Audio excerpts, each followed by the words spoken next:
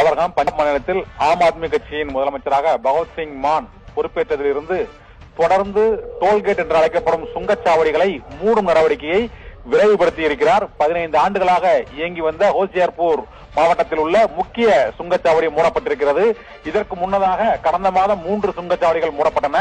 தொடர்ந்து இதுவரை 8 சுங்கச்சாவடிகள் பஞ்சாப் மாநிலத்தில் மூடப்பட்டிருக்கின்றன. வாடகை சாலைகள் என்ற திட்டம் பஞ்சாப் மாநிலத்தில் முற்றிலும் அகற்றப்படும் என்ற உறுதியையும் மக்களுக்கு அவர் அளித்திருக்கிறார். தமிழகத்திலும் இதுபோல் 62க்கும் மேற்பட்ட சுங்கச்சாவடிகள் இருக்கின்றன. அதில் 32 சுங்கச்சாவடிகள் காலாவதியாகி விட்டது என்று மத்திய அரசே அறிவித்து விட்டது. இருந்த போதிலும் அத்தனை சுங்கச்சாவடிகளிலும் தொடர்ந்து வசூல் வேட்டை நடைபெற்று வருகிறது. இதே போல அனைத்து மாநிலங்களிலும் சுங்கச்சாவடி என்ற பெயரிலும் சாலைகள் பராமரிப்பு என்ற பெயரிலும் சாதாரண மக்களிடம் தொடர்ந்து சுங்கச்சாவடியில் வசூல் வேட்டை தொடர்ந்து கொண்டே இருக்கிறது.